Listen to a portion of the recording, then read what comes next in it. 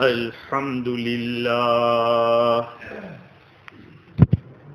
الحمد لله وحده والصلاة والسلام على من لا نبي بعده أما بعد فأعوذ بالله من الشيطان الرجيم بسم الله الرحمن الرحيم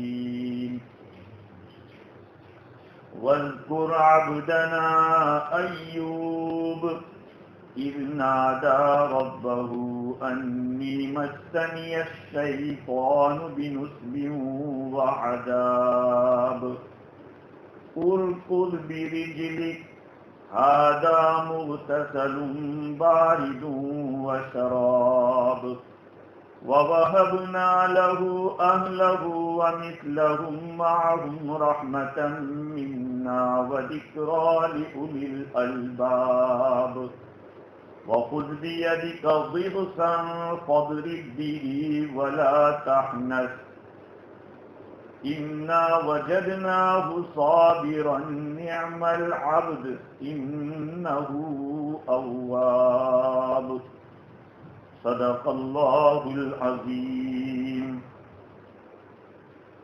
وعن أنس رضي الله تعالى عنه قال قال رسول الله صلى الله عليه وسلم إن عظم الجزاء مع عظم البلاء وإن الله تعالى إذا أحب قوما ابتلاهم فمن رضي فله الرضا ومن سخط فله السخط أو كما قال عليه الصلاة والسلام. بزرگوں، پیارے بھائیوں، گزشتہ جمعہ آپ حضرات کی خدمت میں سیدنا ایوب علیہ السلام کے واقعے کے اوپر روشنی ڈالی. نعمتیں بھی اتنی تھی اور جب حالات آئے تو زحمتیں بھی اتنی. میں نے جن آیات کو آپ حضرات کی خدمت میں پڑھا ہے ان آیات کو اللہ رب العزت نے 23ویں پارے میں سورہ صاد کے اندر حضرت داؤد اور سلیمان علیہ السلام کے قصے کے بعد بیان کیا ہے. امام راضی نے اس مقام پہ لکھا ہے کہ نعمتوں کے اعتبار سے دیکھیں تو حضرت سلیمان اور داؤد علیہ السلام کو دنیا کی نعمتیں اور دینی نعمتوں سے خوب نوازا. بادشاہ تھے. سلیمان علیہ السلام کی بادشاہت تو بہت زیادہ عام تھی، ہواؤں پر بھی چلتی تھی، جناتوں پہ بھی حکومت تھی آپ کی.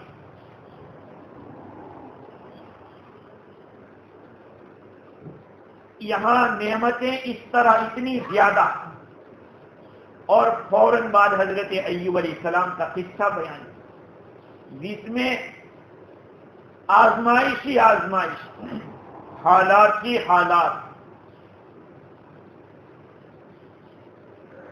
حضرت ابن مسعود رضی اللہ تعالی عنہ کا ارشاد کسی تفسیر کے اندر نقل کیا ہے کہ ایوب رأس الصابرین الی یوم القیامہ، قیامت تک جتنے بھی صبر کرنے والے آئیں گے ان صبر کرنے والوں کے جو سردار ہوں گے وہ حضرت ایوب علیہ السلام.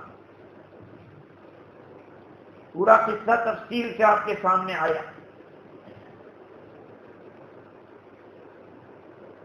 پورا بدن سڑ گیا یوں کہو. دیکھو بعض دفعہ حضرت ایوب علیہ السلام کے قصے کو بیان کرنے کے اندر آدمی اتنا زیادہ جناؤنا منظر پیش کرتا ہے جو ایک نبی کی شان کے خلاف ہوتا ہے. بدن کے اندر یقیناً پورے بدن پہ پھوڑے ہو گئے، زبان اور دل محفوظ، اس میں کوئی تکلیف نہیں. اور اللہ کے کتنے مقبول اور کتنے برگزیدہ کہ جب اللہ تعالیٰ کو پکارا تو پکارنے کے جو الفاظ ہیں 17ویں پارے کے اندر تو اللہ تعالیٰ فرماتے ہیں کہ حضرت ایوب علیہ السلام نے اللہ تعالیٰ سے درخواست کی، انی مسنی الضر، مجھے تکلیف پہنچی ہے.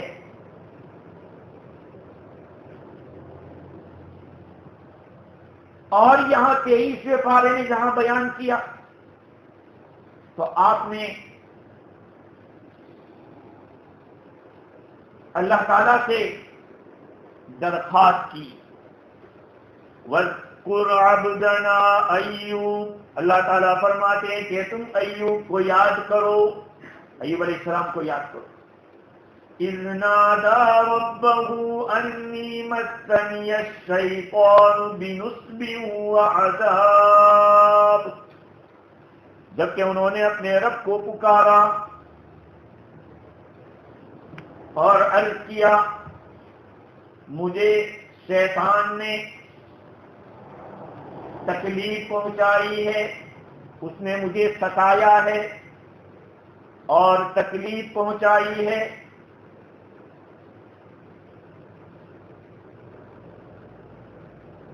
اب جو اللہ والے ہوتے ہیں، بڑے لوگ ہوتے ہیں، وہ تکلیف کو اللہ کی طرف منسوب نہیں کرتے کہ اللہ نے مجھے یہ کر دیا. اب شیطان نے کیسے آپ کو تکلیف پہنچائی؟ سوال یہ ہوتا ہے کہ انبیاء کرام کے اوپر تو شیطان کا تسلط نہیں چلتا، شیطان نبیوں کے اوپر غالب نہیں آ سکتا. اس کا جواب حضرت حکیم الامت رحمت اللہ علیہ نے یہ دیا کہ جہاں گناہ کا معاملہ ہوتا ہے، اللہ کی نافرمانی کا معاملہ ہوتا ہے، وہاں شیطان کی نہیں چلتی. وہ کسی نبی کے پاس گناہ نہیں کروا سکتا. اور یہاں جو بات ہوئی ہے، آپ کو تکلیف ہوئی ہے، بیماریاں آ گئی اور ساری دولت لٹ گئی، ختم ہو گئی، یہ کوئی گناہ نہیں. بعض علماء یہ فرماتے ہیں کہ یہ جو حضرت ایوب علیہ السلام نے اللہ تعالیٰ سے عرض کیا کہ مجھے شیطان نے تکلیف پہنچائی ہے، تکلیف کا مطلب دماغی اعتبار سے اس نے مجھے ستایا اور جسمانی اعتبار سے بھی ستایا. نصبن کے معنی تھکن، وہ دماغ کے اوپر ہوتی ہے، اور عذاب کے معنی جسمانی تکلیف. تو کیا شیطان کسی کو تکلیف پہنچا سکتا ہے؟ اور نبی کو؟ اس کا جواب یہ ہے کہ ساری تکلیف، ساری نعمتیں، یہ سب اللہ کی طرف سے آتی ہیں. اب بیچ میں ذریعہ کوئی بھی ہو سکتا ہے، راحت کے لیے بھی کوئی ذریعہ بنتا ہے، لیکن ہوتا تو مقدر سے ہے، اللہ کی طرف سے ہوتا ہے. عام انسان وہ صرف واسطے کو دیکھتا ہے، اور جو اللہ والے ہوتے ہیں سیدھے ان کی نظر اللہ پہ ہوتی ہے، یہ اللہ کی طرف سے آیا ہے. تو تکلیف بھی اللہ کی طرف سے ہوتی ہے، لیکن اس کو اللہ کی طرف منسوب کرنا کہ اللہ نے مجھے یہ تکلیف دے دی، یہ اچھا نہیں. تو اس مقام کے اوپر امام راضی نے لکھا ہے کہ ایک مرتبہ، بعض روایات کے مطابق ایک مرتبہ حضرت ایوب علیہ السلام نے اپنے دل میں یہ سوچا کہ ایوب کیا ہی تیرا صبر ہے، کیا تو صبر کر رہا ہے، کتنا بڑا صبر. ہر اعتبار سے تکلیف آئی، مال تو چلا گیا، لیکن جو دوست و احباب ساتھ رہنے والے تھے وہ بھی چلے گئے، صرف ایک بیوی ساتھ رہی، وہی ہیلپ کرتی رہی، خدمت کرتی رہی۔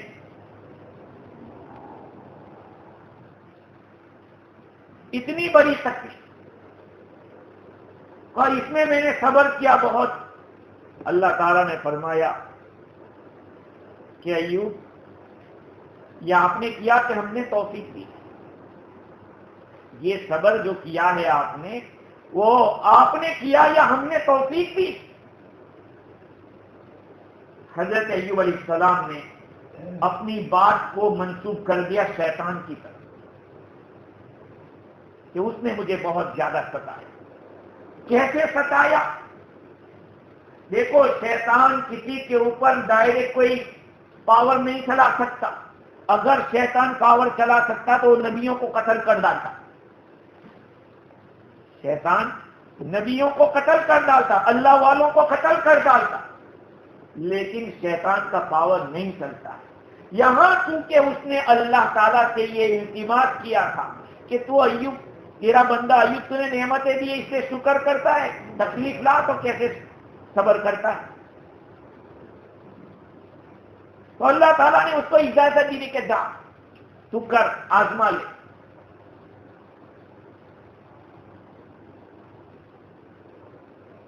لیکن وہ فیل ہو گیا، شیطان فیل ہو گیا۔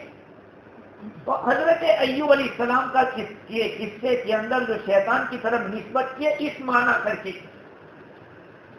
کہ اصل کرنے والی ذات تو اللہ کی ہے، لیکن شیطان نے درخواست کی تھی اللہ سے اور اس کو اجازت دی۔ تو بعض مفسرین فرماتے کہ شیطان کا جو بڑا رول تھا وہ یہ تھا کہ وہ وسوسے ڈالتا تھا، خیالات لاتا تھا۔ کیسے خیالات لاتا تھا؟ کہ آپ کے پاس تو اتنا سارا تھا اور اللہ تعالیٰ نے سارا لے لیا، تو تم اللہ تعالیٰ کو کیسے مانتے ہیں؟ نعمتیں اور زحمتیں، کہ آپ کے یہاں اتنی آپ کو تندرستی تھی، آپ کے دوست و احباب تھے، اتنا مال تھا، اور اب آپ کے پاس کیا ہے؟ تاکہ اس میں حضرت ایوب علیہ السلام کو ایسی بات کہہ دیتے ہیں جو ناشکری والی ہو، یہ چاہتا تھا۔ اور بعض علماء نے یہ بھی لکھا کہ جب 18 سال ہو گئے بیماری کو، آج آدمی 6 مہینے میں تھک جاتا ہے، 18 سال ایک لمبی مدت ہوتی ہے، اس میں شیطان آیا اور ان کو نا امید کرنے لگا، کہا کہ اب کچھ ہونے والا نہیں، تم ٹھیک نہیں ہوگے۔ مطلب یہ کہ جزا فضا کرو، شکایت کرو۔ تو پھر حضرت ایوب علیہ السلام نے اللہ تعالیٰ سے درخواست کی کہ یا اللہ، یہ شیطان نے مجھے ستا کے رکھا ہے، دماغی اعتبار سے بھی ستا کے رکھا ہے، جسمانی اعتبار سے بھی مجھے ستا کے رکھا ہے۔ اور بعض علماء یہ فرماتے ہیں کہ حضرت ایوب علیہ السلام نے اللہ تعالیٰ سے عرض کیا کہ اللہ، جب بھی تو میرے سامنے 2 باتیں لایا کسی چیز کو چوز کرنے کے لیے، تو میں نے ہمیشہ اسی چیز کو اختیار کیا ہے جس میں تیری رضامندی تھی، جس میں تیری فرما برداری تھی، اس کو میں نے چوز کیا۔ تو نے مجھے مال دیا تھا تو میں نے بیواؤں پہ خرچ کیا، میں نے مسافروں کے لیے خرچ کیا، یتیموں کی میں نے مدد کی، یہ سارے کام میں نے کیے۔ اللہ تعالیٰ کی طرف سے آواز آئی کہ ایوب، ممن کان ذالک التوفیق، وہ توفیق کس کی طرف سے تھی؟ کس نے تم کو توفیق دی تھی؟ حضرت ایوب علیہ السلام نے مٹی لی اور سر کے اوپر ڈالی اور عرض کیا کہ مین کا، کہ اللہ آپ کی طرف سے، آپ کی طرف سے ساری نعمتیں، توفیق بھی آپ کی طرف سے۔ کیا ہم لوگ اپنے اعمال کے اوپر فخر کریں؟ کیا ہماری نمازیں، کیا ہمارے سجدے اللہ تعالیٰ کو، میرے بھائیوں، جو سب سے زیادہ پسندیدہ چیز ہے وہ یہ ہے کہ آدمی اپنے آپ کو چھوٹا سمجھے اس کے ساتھ. 4 چیز آوردہ شاہ کے درگنج تونی. اے بادشاہ، میں تیرے دربار میں 4 چیزیں ایسی لایا ہوں جو تیرے خزانے میں نہیں. 4 چیز آوردہ شاہ کے درگنج تونی. نیت کی وحاجت و عجز و نیاز آوردہ. اے اللہ، میں تو نیستی لایا ہوں، میں کچھ نہیں ہوں. میں کیا ہوں؟ میری کوئی حقیقت نہیں. یہ لایا ہوں اور حاجت لایا ہوں. میرے پاس تو ضرورتیں ہی ضرورت ہے اور وہ ضرورتیں تو پوری کرتا ہے. تیسری چیز عاجزی. عاجزی، اپنے آپ کو بے بس سمجھنا. اور نیاز، بے نیازی نہیں، نیاز. نیاز بے نیاز کے معنی جس کو کسی کی ضرورت نہ ہو، جو محتاج نہ ہو. اور ہم تو محتاج ہیں، اللہ اس سمجھ ہے، وہ بے نیاز ہے، اس کو کسی کی ضرورت نہیں، سب کو اس کی ضرورت. کہا یا اللہ یہ 4 چیزیں تیرے خزانے میں نہیں ہیں. کیونکہ اللہ نے قرآن میں فرمایا ان اللہ علی کل شیء قدیر، ہر چیز پر قادر ہے اللہ تعالیٰ. تو اس کے یہاں عاجزی نہیں ہے، اس کے یہاں نہ والی بات نہیں کہ نہیں ہے میرے یہاں. اس کے خزانے اتنے زیادہ ہے. آپ سوچو کہ آدم علیہ السلام سے لے کر آج تک جتنے انسان آئے وہ کھا رہے ہیں، پی رہے ہیں، کتنا ویسٹ کر رہے ہیں، لیکن کبھی کمی نہیں ہوئی. زمین سے غلہ آتا ہی جا رہا ہے، درختوں سے پھل نکلتے ہی جا رہے ہیں. یہ اس کے خزانے ہیں. اس کی یہاں نو والی بات نہیں ہے. ہمارے یہاں یہ سب چیزیں ہیں اور وہ اس کو دیکھنا چاہتا ہے. اللہ تعالیٰ نے اپنے نبی ایوب علیہ السلام کے اندر یہی عاجزی دیکھنا چاہا تھا. چنانچہ قاضی ثناء اللہ پانی پتی رحمت اللہ علیہ، شاہ شہید رحمت اللہ علیہ کے حوالے سے لکھتے ہیں کہ حضرت ایوب علیہ السلام کا صبر مصیبتوں کے اوپر کئی سالوں تک رہا، کئی سالوں تک رہا. لیکن اللہ تعالیٰ نے یہ چاہا کہ اب ان کے صبر کو کھول دے، ان کی مصیبتوں کو دفع کر دے. تو اللہ تعالیٰ نے ان کے دل میں عاجزی ڈالی اور یہ دل میں ڈالا کہ اب دعا کرنی چاہیے، اب مجھے اپنی عاجزی کا اظہار اللہ کے سامنے کرنا چاہیے تاکہ اللہ تعالیٰ کو یہ ظاہر کرے بندہ کہ مجھے تیری ضرورت ہے. اور جب صبر دیکھ لیا اللہ نے تو صبر کے بعد جو مقام آتے ہیں وہ رضا کا آتا ہے. صبر کے بعد رضا کا، برداشت کرو، پھر کہو کہ یا اللہ میں راضی ہوں، کہ تیری طرف سے میں راضی ہوں. یہ بہت اونچا مقام ہے. ہمارے یہاں تکلیف آتی ہے تو ہم کبھی سوچتے کہ بھئی یہ تو اللہ کی طرف سے، میں کیا کر بھی کیا سکتا ہوں بتاؤ. ہمارے پر اگر تکلیف کوئی آوے بھی تو اس تکلیف میں ہم کر بھی کیا سکتے، ہماری کیا طاقت ہے. حضرت ایوب علیہ السلام کے قصے کے اندر میرے بھائیوں بہت ساری عبرتیں ہیں، بہت سارے لیسن ہیں. ایک تو یہ ہے کہ اللہ والوں کی صفت ہے، انبیاء کی صفت ہے کہ جب تکلیف آتی ہے مصیبت سے وہ صبر کرتے، کسی اور کے سامنے شکایت نہیں کرتے، کسی کے سامنے شکایت نہیں.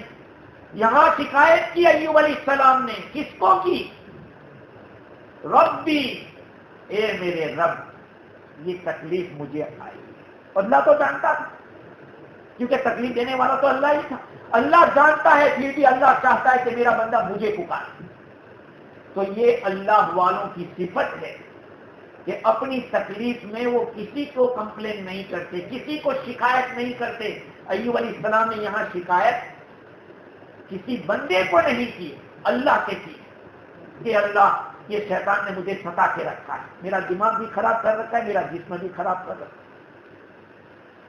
جب اللہ تعالیٰ نے، میں نے کسی تفسیر میں یہ بات دیکھی نہیں لیکن میں نے غور کیا تو ایک بات سمجھ میں آئی کہ اللہ تعالیٰ نے یہ نہیں فرمایا قرآن میں کہ پھر اللہ نے فرمایا کہ تم اپنے پاؤں کی لات مارو، انی مسنی الشیطان بنصب وعذاب ارکض برجلک، فقال نہیں کہ ایوب علیہ السلام کو اللہ نے فرمایا کہ تم ایلی، یہ قرآن میں ایسا لفظ نہیں آیا، فوراً ہی ایلی مارنے کا حکم دیا، لات مارو زمین کے اوپر۔ اب ایک آدمی 18 سال سے بیمار ہے، کیا طاقت ہوگی، وہ کیا لات مارے گا؟ اللہ کا حکم ہے لات مارو۔ ایوب علیہ السلام نے لات ماری، بعض روایت میں کہ ایک ہی لات ماری اور ایسا پانی نکلا کہ پینے کے لیے بھی تھا اور نہانے کے لیے بھی تھا، پیتے گئے نہاتے گئے ساری بیماریاں دور ہو گئی، جیسے لاسٹ میں نے عرض کیا تھا کہ جوانی آ گئی۔ اور بعض روایات میں بعض مفسرین لکھتے ہیں کہ 2 دفعہ آپ نے مارا، ایک دفعہ لات ماری گرم پانی نکلا، ایک جگہ ٹھنڈا پانی نکلا، ایک جگہ سے پینے کا تھا ایک جگہ سے نہانے کا تھا۔ تو انبیاء کرام اور اولیاء اعظام کی صفات میں سے یہ ہے کہ حالات تو آئیں گے لیکن حالات میں نظر اوپر رہے گی، تکلیف آئے گی، صبر کرنا پڑے گا۔ اور دوسری بات یہ معلوم ہوئی کہ شیطان اللہ والوں کے پاس آتا ہے اور کبھی کبھی اللہ شیطان کی کچھ چلنے دیتا ہے، اس میں اللہ والوں کو ذلیل کرنا نہیں ہوتا بلکہ اللہ ان کی عزت کو بڑھانا چاہتا ہے۔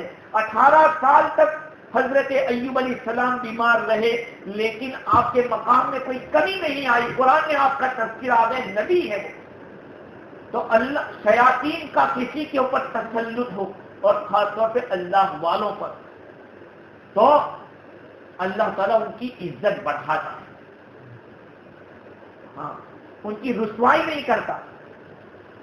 دوسری ایک بات یہ ہے کہ انبیاء کرام اور اولیاء جب تک وہ اللہ کی حفاظت میں نہ ہو تو شیطان سے بچ نہیں سکتے۔ جب اتنے بڑے لوگ میں اور آپ کو، ہم لوگ کون ہیں، اگر اللہ تعالیٰ کی حفاظت میں نہ ہوتے تو پھر کیا ہوتا؟ شیطان نقصان پہنچا دیتا۔ ہم لوگ رات کو گھر کے اندر سو جاتے ہیں اور ڈر رہتا ہے، جیسے آج کل کچھ چوریاں بھی ہوتی ہیں۔ ارے اللہ کے بندو، آیت الکرسی پڑھ کے ہر کھڑکی پہ تھوکو، کسی کی مجال ہے کہ آپ کی کھڑکی کو کوئی کھول سکتا ہے؟ اس لیے کہ آپ اللہ کی حفاظت میں چلے گئے۔ وَلَا يَئُودُهُ حِفْظُهُمَا، اللہ تعالیٰ حفاظت کرتا ہے، اللہ غافل نہیں رہتا ہے، وہ سوتا نہیں ہے، اس کو نیند نہیں آتی ہے۔ آپ نے آیت الکرسی پڑھ کے پھونکا ہے، آپ اور آپ کا گھر پورا اس کی حفاظت میں چلا گیا۔ لیکن اس وقت ہم جس حالت میں ہوتے وہ اپنے بارے میں سوچے ہیں، ٹیلی ویژن چالو ہوتا ہے کیا، موبائل میں پتہ نہیں کس کس چیز میں آدمی گم ہوتا ہے۔ اللہ کے بندو، قرآن سے تعلق پیدا کر لو، قرآن سے تعلق پیدا کر لو، اسی میں نجات ہے۔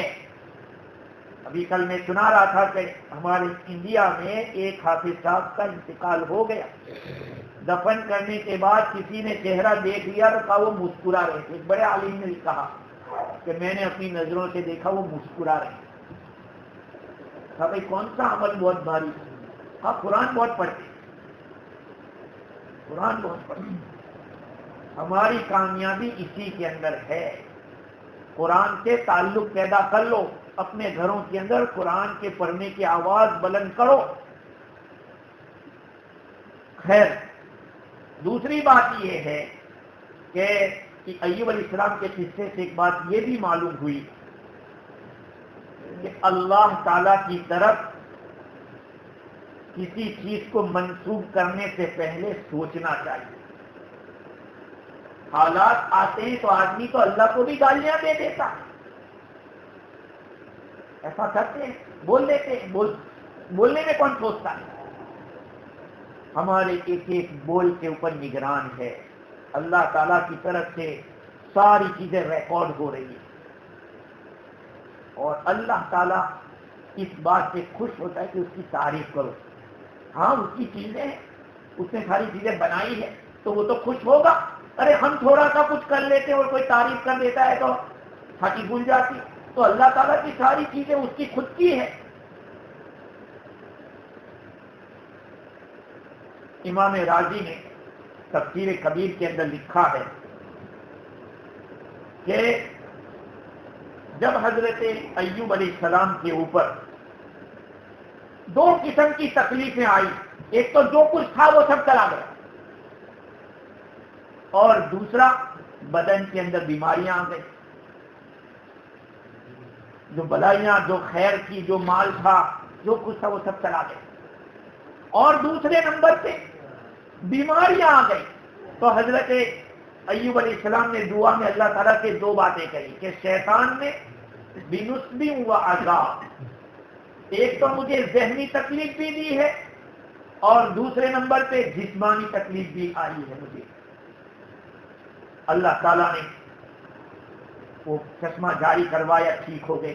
لیکن ایک بات اور رہ گئی، وہ یہ تھی کہ حضرت ایوب علیہ السلام کی بیوی نے ان سے کچھ بھول ہو گئی تھی. بات یہ تھی کہ امام راضی نے لکھا ہے آپ نے بال کی جو چوٹی تھی وہ کاٹی. کیوں کاٹی؟ اس لیے کہ ایوب علیہ السلام اتنے بیمار تھے، اب لوگوں کے یہاں کام کر کے ان کی بیوی کھانا لاتی تھی اور ان کو کھلاتی تھی. ہاں عورت ایسی ہوتی، ایسی عورت ہوتی. شوہر کے ساتھ کتنا ساتھ دیتی ہے. دیکھو مال چلا گیا، دوست و احباب چلے گئے، رشتے دار چلے گئے، بچے مر گئے، سب کچھ، لیکن بیوی محنت کر کے کما کے لا رہی ہے. کسی نے کہا کہ آپ کام نہیں دیں گے، اگر تمہیں کھانا چاہیے تو اپنے بال جو سر کی چوٹی ہے ان کے کاٹ کے دو. کاٹ کے لیے اور کھانا لائی. پتا چلا ایوب علیہ السلام کو تو قسم کھا لی کہ میں ٹھیک ہو گیا تو تجھے 100 ڈنڈے ماروں، 100 لکڑیاں ماروں. لیکن اللہ کی ذات قدردان ہے میرے بھائی. بندے قدر نہیں کرتے لیکن خدا قدر کرتا ہے. اس عورت نے اتنا ساتھ نبھایا، اتنی خدمت کی.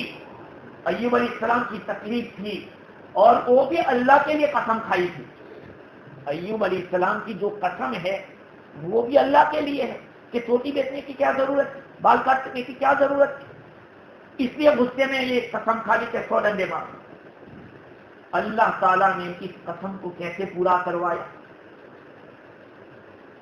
قسم مت توڑنا. قرآن میں وَخُذْ بِيَدِكَ ضِغْثًا فَاضْرِبْ بِهِ وَلَا تَحْنَثْ. کایوب چھوٹے چھوٹے چینکے لکڑیاں جس کو چینکا کہتے ہیں، کہا کہ وہ جھاڑو ہی سمجھ لو، جھاڑو جس کے اندر 100 لکڑیاں ہو پتلی پتلی، کہا وہ لو اور اپنی بیوی کو مارو. ولا تحنث، خانث مت ہونا، قسم مت توڑنا، لیکن قسم پوری کر لو. تم نے قسم کھائی ہے کہ میں ٹھیک ہو جاؤں گا تو 100 لکڑی ماروں گا، تو اس قسم کو توڑنا مت. قسم کو باقی رکھنا، اور قسم باقی اس طرح سے رہے گی کہ ایک جھاڑو لو اور بیوی کو مارو تو 100 لکڑیاں ہو گئی. لیکن یہ انہی کے لیے خاص تھا. آج کے زمانے میں اگر کوئی کرنا چاہے اس کو اجازت نہیں ہے. اصل میں قسم جو ہے اس میں ورڈ دیکھے جاتے ہیں. آدمی جو قسم کھاتا ہے اس کو پہلے سوچنا چاہیے کہ میں کس چیز کی قسم کھاتا ہوں. میں نے بار بار ایک بات دہرائی یہاں کہ قلم، قسم اور قدم، یہ 3 چیزوں کو سوچ سوچ کے اٹھاؤ. آپ قلم کے ذریعے سائن کر رہے ہیں، کہاں کر رہے ہیں؟ ڈیورس پیپر پہ کر رہے ہیں یا پراپرٹی پہ کر رہے ہیں؟ کس پہ کر رہے ہیں؟ 100 دفعہ سوچو. تو قلم اٹھانے سے پہلے، قدم اٹھانے سے پہلے کہ قدم کدھر جا رہے ہیں. اور تیسرے نمبر پہ قسم، یہ قسم جو کھا رہے ہیں وہ پوری کر پاؤ گے کہ نہیں. لیث بن سعد کے بارے میں رحمت اللہ علیہ کے بارے میں تفسیر روح البیان میں ایک بات لکھی ہے کہ امام ابو حنیفہ رحمۃ اللہ علیہ کے بارے میں انہوں نے قسم کھائی کہ امام ابو حنیفہ کو میں تلوار ماروں گا، تلوار سے ماروں گا. قسم اب کھا لی. امام ابو حنیفہ رحمۃ اللہ علیہ سے ہی مسئلہ پوچھا کہ میں نے یہ قسم کھائی ہے کہ میں آپ کو تلوار سے ماروں گا. کہا ٹھیک ہے تلوار لے کے آئیے، اور تلوار سے جدھر سے کاٹا جاتا ہے ادھر سے مت ماریے، ادھر سے ماریے، قسم پوری ہو جائے گی آپ کی. تو میرے بھائیوں، چونکہ عورت کی خدمتیں تھیں، ان خدمتوں کی قدر اللہ کی طرف سے ہوئی کہ قسم میں حانف مت ہونا، قسم مت توڑنا. ادھر حضور اکرم صلی اللہ علیہ وسلم کا معاملہ دیکھیے. یا ایھا النبی لم تحرم ما احل اللہ لک تبتغی مرضات ازواجک واللہ غفور رحیم قد فرض اللہ لکم تحلۃ ایمانکم. حضور اکرم صلی اللہ علیہ وسلم اپنے ازواج مطہرات کے یہاں ہنی کھاتے تھے، اثر کے بعد مد کھاتے تھے. تو چونکہ عورتوں کا بھی ایک مسئلہ ہوتا ہے، بھائی نبی کی بیوی تھی لیکن وہ تو انسان بھی تو تھی، تو انسانی صفت سے تھوڑی خالی ہوگی. ان میں بھی دو گروپ تھے. حضور کے جو ازواج مطہرات تھے ان میں دو گروپ تھے، آپس میں زیادہ ان کا بنتا تھا، اس کا زیادہ بنتا تھا. تو ایک گروپ والوں کے یہاں حضور مد کھا کے آتے تھے، شہد کھا کے. تو دوسرے گروپ والی نے کہا کہ اگر تمہارے یہاں آئے تو کہنا کہ آپ کے منہ سے بدبو آ رہی، آپ نے کوئی ایسی چیز کھائی ہے گوند جیسی. ایک یہاں گئے تو کہا کہ آپ نے یہ کھایا، کہا نہیں اس کا بدبو آ رہی ہے. دوسرے کے یہاں تو اس نے بھی ایسا. حضور اکرم صلی اللہ علیہ وسلم نے قسم کھا لی کہ میں کبھی بھی یہ ہنی نہیں کھاؤں. اللہ تعالیٰ نے یہ آیتیں اتاری جو میں نے ابھی پڑھی. قد فرض اللہ لکم تحلۃ ایمانکم، اللہ تعالیٰ نے تمہارے اوپر فرض کیا ہے قسم کو توڑنا. اس قسم کو توڑنا فرض ہے. ادھر تو کہا قسم میں حانف مت ہونا، قسم مت توڑنا. ایک لکڑی کا جو یہ مٹھا بھر کے مار دو تو تمہاری قسم پوری ہو جائے. اور یہاں حضور کو اللہ تعالیٰ فرمائے کہ اپنی قسم کو توڑ، فرض ہے. اس لیے مسئلہ یہ ہے کہ کوئی چیز شرعاً جائز ہو اس کو اپنے اوپر حرام کرنا جائز نہیں ہے. اگر ایسی قسم کھائی ہے تو توڑنا ضروری. جیسے کسی نے کہا کہ میں اپنے باپ سے زندگی بھر بات نہیں کروں گا، اس پر فرض ہے کہ اپنی قسم توڑے، باپ سے بات کرے، پھر کفارہ ادا کرے. خیر، تو اللہ تعالیٰ نے حضرت ایوب علیہ السلام کی بیوی کو جو انہوں نے مارنے کی قسم کھائی تھی، ایوب علیہ السلام نے کا قسم توڑوائی. اس طرح یہاں کے علماء نے ایک مسئلہ نکال لیا کہ دیکھو عورت کو مارنا جائز ہے، لیکن اللہ تعالیٰ نے کس طرح سے ان کو بچا لیا. ہاں میرے عزیزو، عورتیں اللہ کی ایک نعمت ہے.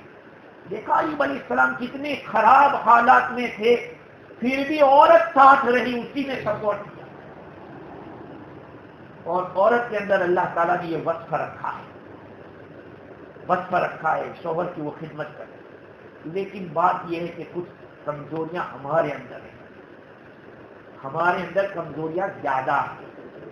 ہم ان کے مزاج کو پہچان نہیں پاتے، اپنی مرضی سے تو کروانا چاہتے ہیں اور اس کی جو مرضی ہے اس کو ہم خاطر میں نہیں لاتے. آج جتنے بھی نکاح بریک ہو رہے یا جو کچھ بھی ہو رہا ہے، اس کی بنیادی وجہ یہ ہے کہ دونوں طرف سے ایک دوسرے کے حقوق کی طرف رعایت نہیں کی جاتی. اور یہ بات، اس بات میں کوئی شک نہیں کہ آدمی جب بالکل بے سہارا ہو جاتا ہے دنیاوی اعتبار سے، تو جو دلاسا دینے والی اور ہمت کے ساتھ کام لینے والی ہوتی ہے وہ عورت.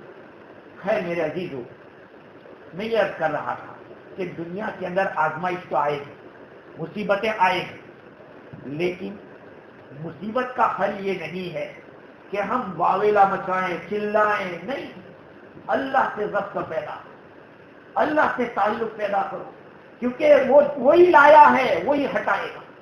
آج پوری دنیا میں کورونا کرے، کورونا کے معنی ہی کسی کو معلوم ہے. کورونا کے معنی ہی پکارو. کورونا کی معنی ہے پکارو. اب کس کو پکارو؟ اللہ کو پکارو. وہ دوسروں کو پکارنے کو کہہ رہے ہیں دجال کو، ہم اللہ کو پکارنے کو، اللہ کو پکارو. چنانچہ احادیث شریفہ میں ہے، حضرت انس رضی اللہ تعالیٰ عنہ روایت کے راوی ہے، آقا صلی اللہ علیہ وسلم نے ارشاد فرمایا کہ جتنی مصیبت بڑی اتنا بدلہ بڑا. ان اعظم الجزا ما عظم البلا. بڑی مصیبت کے ساتھ بڑا بدلہ ہوتا ہے. اور اللہ تعالیٰ جب کسی قوم کو آزماتا ہے، اللہ تعالیٰ جب کسی قوم سے محبت کرتا ہے تو ان کو آزماتا ہے. اور آزمائش میں بندہ اگر راضی رہتا ہے تو وہ بھی راضی ہو جاتا ہے کہ میں بھی راضی. اور اگر بندہ ناراض ہوتا ہے تو اللہ بھی ناراض. کہ آج تک میں نے تجھے لڈو کھلائے تھے، ایک آدھ دفعہ کچھ کڑوی چیز کھلاتے.